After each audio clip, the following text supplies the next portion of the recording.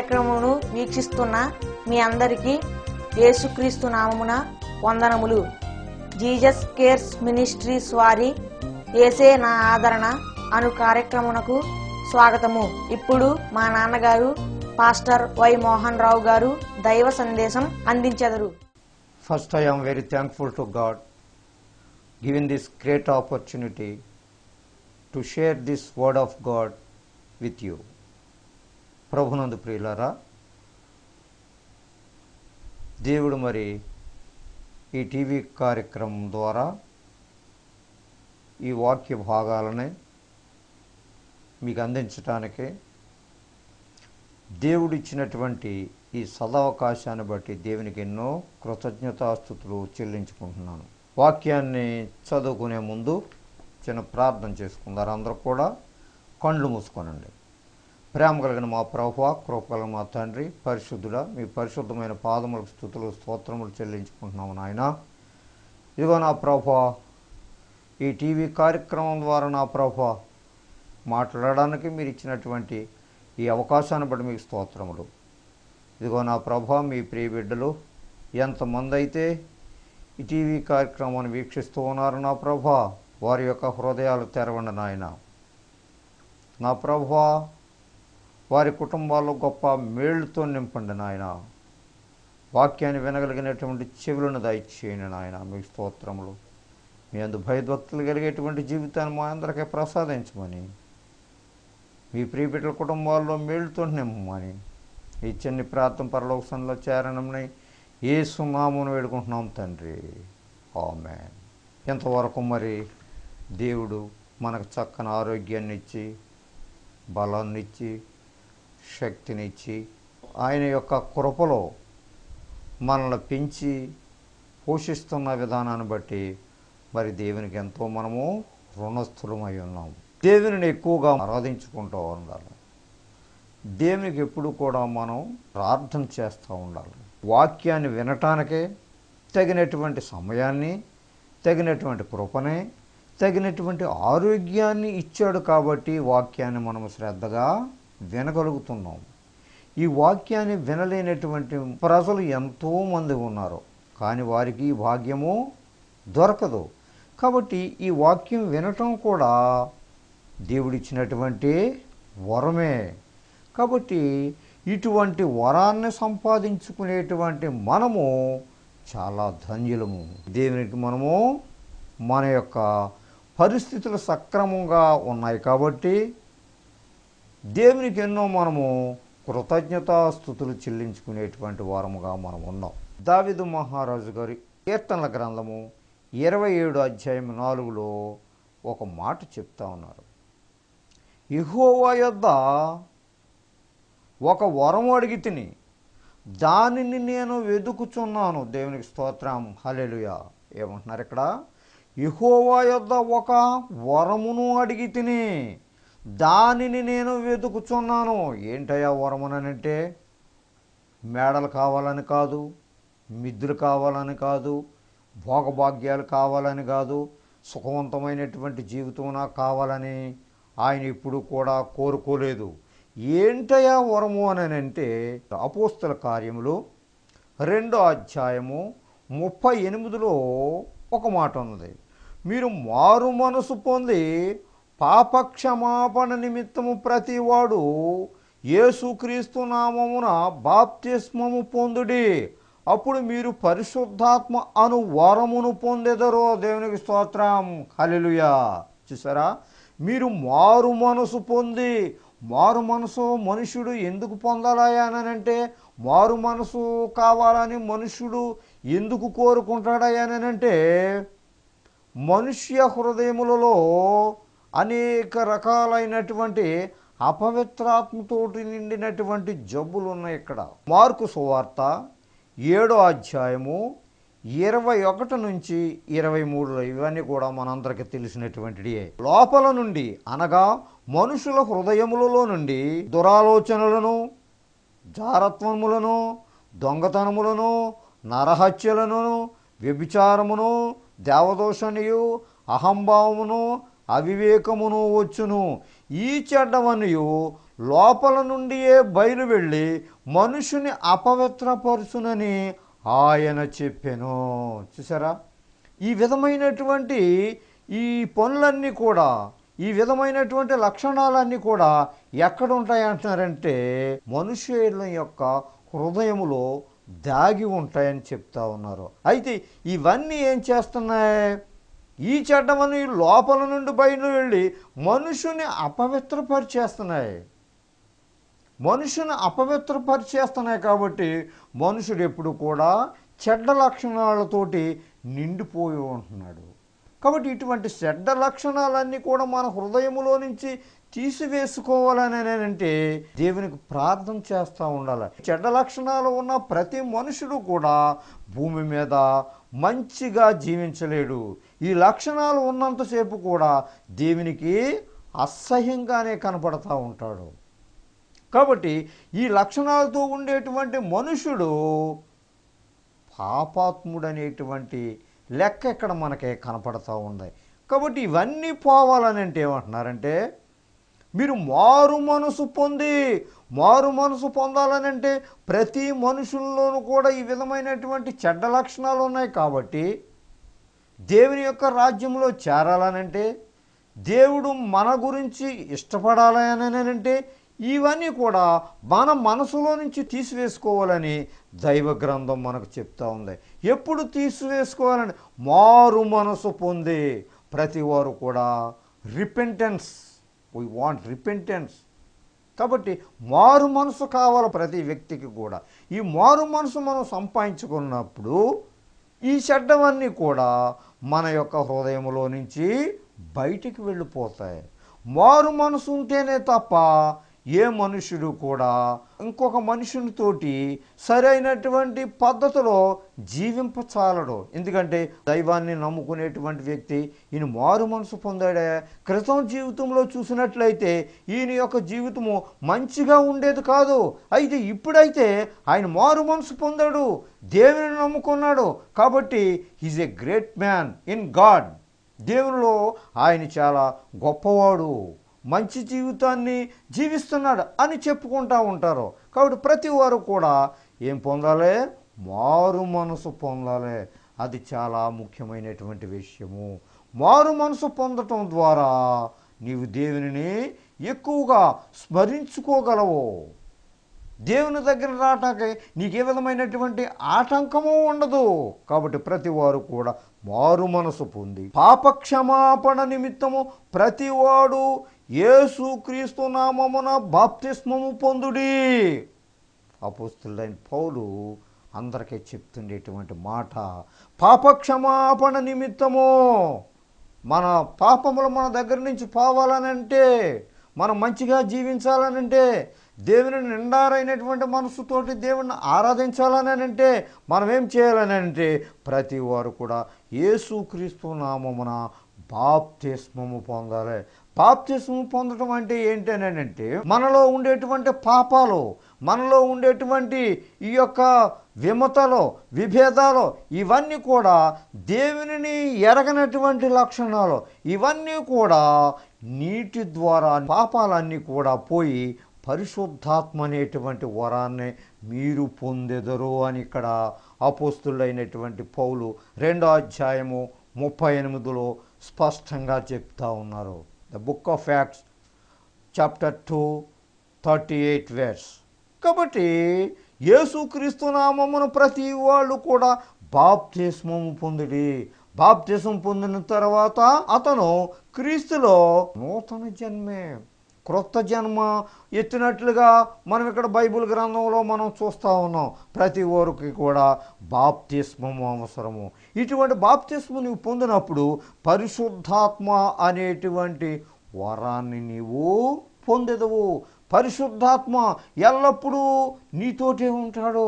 ఎందుకనంటే మార్కు 7:21లో చెప్పినటువంటి ప్రకారంగా ఏ విధమైనటువంటి చెడ్డ లక్షణాలు నీ హృదయంలో నివసించటానికి దేవుడు అక్కడ స్థానం ఇవ్వడు. ఎందుకనంటే బాప్తిసం తీసుకున్నావు, మారు మనసు పొందో, అలా మారు మనసు పొందావు కాబట్టి పరిశుద్ధాత్మ అనేటువంటి వరము నీవు పొందెదవు.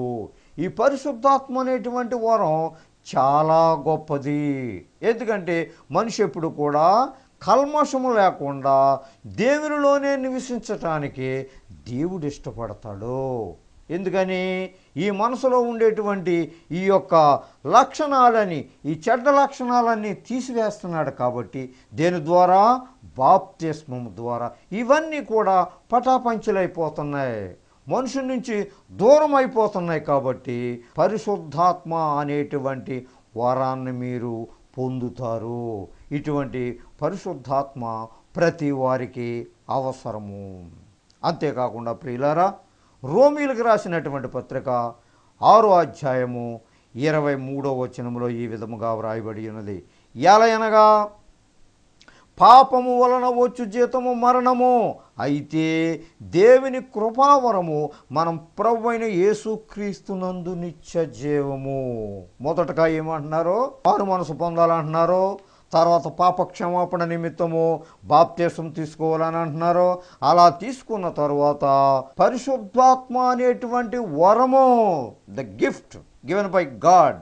కాబట్టి ఈ పరిశుద్ధాత్మ అనేటువంటి వరం మీరు పొందుతారు. ఇవన్నీ కూడా పాపం వలన వచ్చు జీవితము మరణము.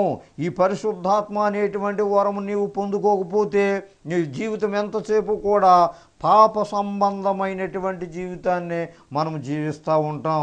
ప్రభువారిని తెలియకుండా మన యొక్క జీవితము భ్రష్టమైనటువంటి జీవిస్తూ ఉంటాం.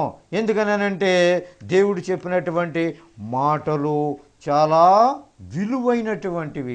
ఇటువంటివి విలువైనటువంటి మాటలను నీవు పెడచెవిని పెట్టినట్లయితే నీలో పరిశుద్ధాత్మ దేవుడు నివసించడు. పరిశుద్ధాత్మ దేవుడు నివసించాలి అని అంటే నీవేం చేయాలనంటే ఇవన్నీ కూడా నీ హృదయంలో నుంచి ఈ చెడ్డ లక్షణాలని తీసివేసుకోవాలి.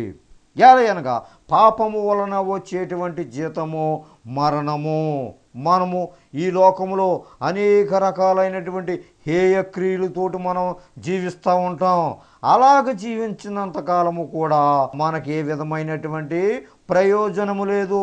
ఇంకా ఎక్కువగా పాపాత్ములయ్యే ఈ లోకంలో ఉంటాం దేవుని ఎరగనంత కాలము. చివరికే దాని వలన వచ్చేటువంటి ప్రతిఫలం ఏంటంటే మరణము. కాబట్టి ఈ మరణానికి ప్రతివాడు కూడా సమీపస్తుడై ఉంటున్నాడు. ఎందుకని? దేవునిని ఎరగని కారణంగా, దేవుని తెలుసుకోని కారణంగా, ఈ అపవిత్రాత్మతోటి ఉండేటువంటి ఈ లక్షణాలతో హృదయంలో నిండిపోయి ఉంటున్నాడు. కాబట్టి అతను దేవుని తెలుసుకోలేకపోతున్నాడు. చివరికి ఏంటనేనంటే అతని యొక్క జీవితము మరణము. అయితే దేవుని కృపావరం మన ప్రభువైన యేసుక్రీస్తునందు నిత్య జీవము. మనకి కావాలంటున్నారు ఇక్కడ నిత్య జీవము. We want eternal life. నిత్య జీవం కావాలని అంటున్నారు. ఆ నిత్య జీవం మనకు ఎలాగొస్తుంది అని అంటే దేవుడిచ్చేటువంటి కృపావరము. ఆయనలోనే ఆ వరము దాగి ఉన్నది. ప్రభు అయినటువంటి యేసుక్రీస్తులోనే ఈ వరం ఉన్నది. పరిశుద్ధాత్మ అనేటువంటి వరం ఉన్నది.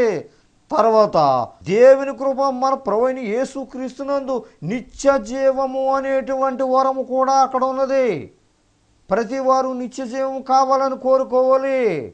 నిత్య జీవం ఎలాగొస్తుందా అని అంటే దేవునిలో ఉన్నది. దేవునిలో నమ్మకంగా జీవించినటువంటి వ్యక్తికి, దేవుని నిండారుగా పూజించుకునేటువంటి వ్యక్తికి, ఏ విధమైనటువంటి కల్మషము లేకుండా దేవుడు నాకు సత్యదేవుడు, నీతివంతుడు ఉన్నాడనేటువంటి సత్యాన్ని ఎరిగి ఎల్లప్పుడూ కూడా దేవుని యొక్క మాటలను వివరించటం, బైబిల్ గ్రంథాన్ని చదవటం, దాన్ని జాగ్రత్తగా అన్వయించుకోవటం, ఈ వాక్య భాగము నా కోసమే వ్రాయబడి ఉన్నదాన్ని నీవు తెలుసుకోవటం, చెడ్డదాన్ని విడిచిపెట్టడం, ఇటువంటి పనులన్నీ నువ్వు చేసినట్లయితే దేవుడు ఏం చేస్తున్నాడు? ఇక్కడ ప్రభు అయినటువంటి యేసుక్రీస్తునందు నీకు నిత్య జీవము అనేటువంటి వరాన్ని ఇస్తాడు అని ఇక్కడ బైబిల్ గ్రంథంలో చెప్తా ఉన్నది ప్రియులారా. కాబట్టి ప్రతి వారు కూడా ఈ వరాలను మనము సంపాదించుకోవాలి. ఇక్కడ ఇంకొక వరాన్ని గురించి చెప్తా ఉన్నారు, మనకందరికీ తెలిసినటువంటి విషయం. 1 కొరింథీ 14వ అధ్యాయము 1వ వచనములో ఈ విధముగా వ్రాయబడి ఉన్నది. 1 Corinthians chapter 14 వెర్స్ 1. ప్రేమ కలిగి ఉండుటకు ప్రయాసపడి ఆత్మ సంబంధమైనటువంటి వరములను ఆసక్తితో అపేక్షించుడి. దేవునికి స్తోత్రం, హల్లెలూయా. ప్రేమ కలిగి ఉండుటకు ప్రయాసపడుడి. మనలో ఎవరికి కూడా ప్రేమ లేదు. ఒకడు ఉన్నతమైనటువంటి స్థానంలోకి వెళుతున్నాడనంటే ఆ మనుషుని చూసి ఈ మనుషుడు ఓర్వలేడు. భయంకరమైనటువంటి ఆలోచనలు వస్తాయి ప్రతి మనుషునికి. అయితే మనలో ప్రేమ కలిగి ఉండుటకు ప్రయాసపడినట్లయితే, ఆ ప్రేమ అనేటువంటి వరాన్ని మనం సంపాదించుకున్నట్లయితే ఆత్మ సంబంధమైనటువంటి వరాలతోటి అపేక్షించుడి. కాబట్టి ఇటువంటి వరాలనే మనం సంపాదించుకోవాలి అని అంటే ఏం చేయాలి? ప్రేమ కలిగినటువంటి జీవితము. ప్రేమ కలిగినటువంటి జీవితం ఎక్కడుందంటే బైబిల్ గ్రంథంలో ఉన్నది. యేసుక్రీస్తు వారు మన కోసం మరణించారు. మనం మరణించటం, మనం పాపములో పడి జీవించటం ఆయనకి ఇష్టం లేక మనము చేసినటువంటి పాపముల కొరకు ఆయన శిలువ మీద మరణించారు. ఆయనకి ఎంతో మన మీద ప్రేమ ఉంటేనే తప్ప ఆ మరణాన్నే మన కోసమే ఆయన శిలువ మీద బలియాగం అయిపోయి ఉన్నారు ప్రియులారా. కాబట్టి ప్రతి వారు కూడా ప్రేమ కలిగి ఉండుటకు ప్రయాసపడుడి అని బైబిల్ గ్రంథంలో చెప్తా ఉంది. కాబట్టి ఇటువంటి ఈ చెడ్డ లక్షణాలన్నింటినీ కూడా మన మనసులో నుంచి తీసివేసుకొని మరి దేవునిలో జీవించినట్లయితే పరిశుద్ధాత్మ అనేటువంటి వరాన్ని మనము పొందుతాం. దేవుడిచ్చిన వాక్యాన్ని దీవించునుగాక. రోమీయులకు రాసిన పత్రిక 12వ అధ్యాయము 3వ వచనం నుంచి 10వ వచనం వరకు ఇలా రాయబడి ఉన్నది. తన్ను తాను ఎంచుకొన తగిన దానికంటే ఎక్కువగా ఎంచుకొనక దేవుడు ఒక్కొక్కనికి విభజించి ఇచ్చిన విశ్వాస పరిమాణ ప్రకారము తాను స్వస్థ బుద్ధి గలవాడొకటకై తగిన రీతిగా తన్ను ఎంచుకొనవలనని నాకు అనుగ్రహింపబడిన కృపను బట్టి మీలోనున్న ప్రతివానితోనూ చెప్పుచున్నాను. ఒక్క శరీరములో మనకు అనేక అవయవములుండినను ఈ అవయవములన్నింటికీ ఒక్కటే పని ఎలాగూ ఉండదో అలాగే అనేకులమైన మనము క్రీస్తులో ఒక్క శరీరముగా ఉండి ఒకనికొకరము ప్రత్యేకముగా అవయవములమై ఉన్నాము.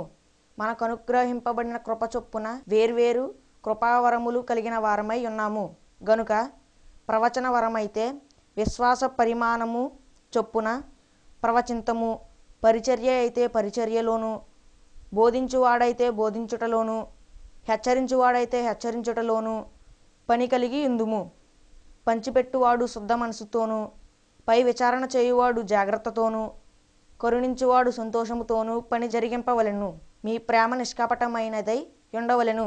చెడ్డదానిని అసహించుకొని మంచిదానిని హత్తుకొని ఉండుడి. చిన్న ప్రార్థన చేసుకుందాం. ప్రేమ కలిగిన మా నాయన, కృపగల మా తండ్రి, పరిశుద్ధుడా, మీ పరిశుద్ధమైన పాదముల స్తోత్రములు చెల్లించుకుంటున్నాం ప్రభా. ఇదిగో నా ప్రభా, ఈ టీవీ కార్యక్రమం ద్వారా వినిచున్నటువంటి ప్రజలందరినీ కూడా దీవించండి, ఆశీర్వదించండి నా ప్రభా. నీ ప్రియబిడ్డలో ఏ విధమైనటువంటి బలహీనతలు ఉన్నారో మీకు తెలుసు నాయన.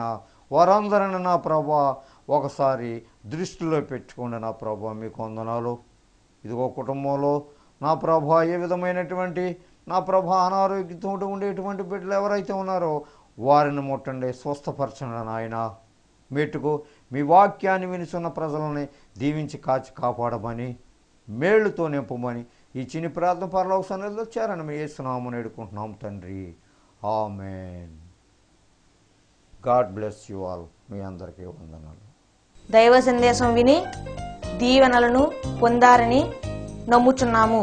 సలహాలకు, సందేహాలకు, ప్రార్థనల కొరకు మమ్ములను తప్పక సంప్రదించండి.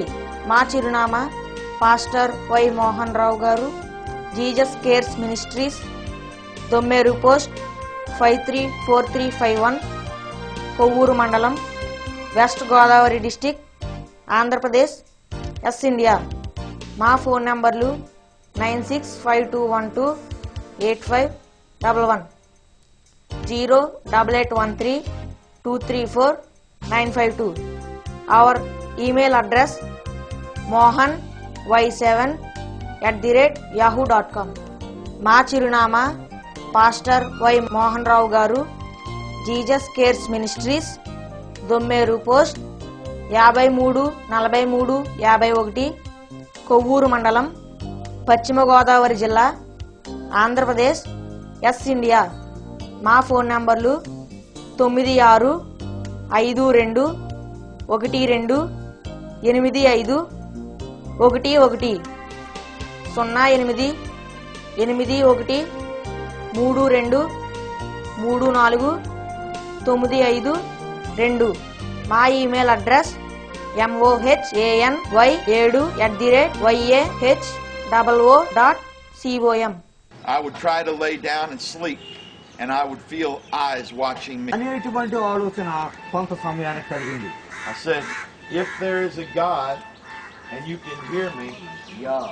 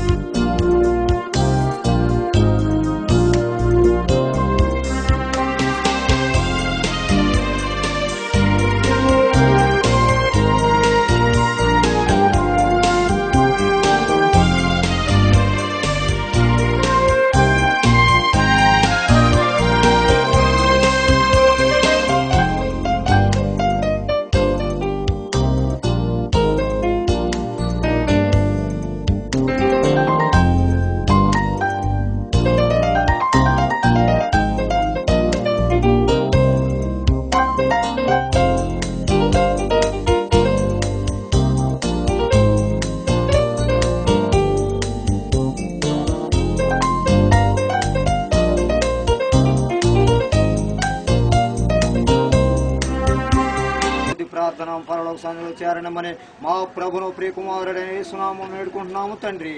ఆమేన్. Now may the Lord God bless you, be with you and keep his face to shine upon you.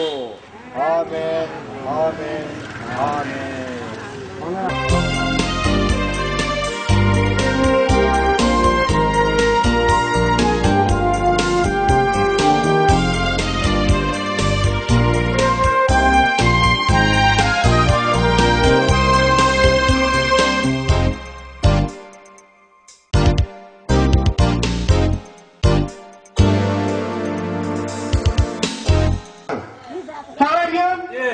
మరి మీరు అందరూ ఎలాగున్నారు?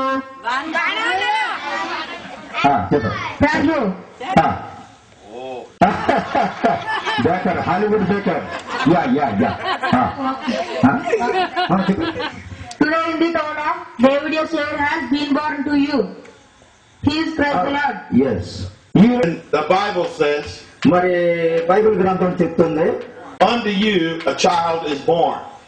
మన కొరకు రక్షకుడు మరి పుట్టి ఉన్నాడని మనకు బైబిల్ గ్రంథం చెప్తా ఉంది.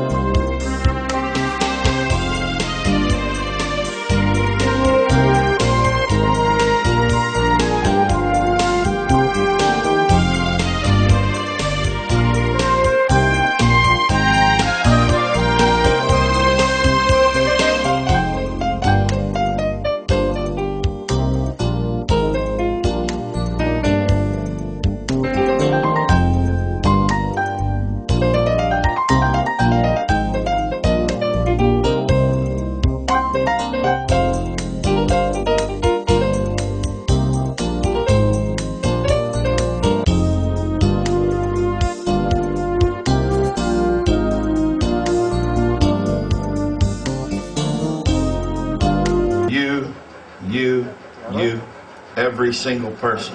నీకు నీకు నీకు ప్రతి వ్యక్తికి కూడా ఆయన మరి ఈ విధమైనటువంటి పని నాకు చేసి చూపించారు.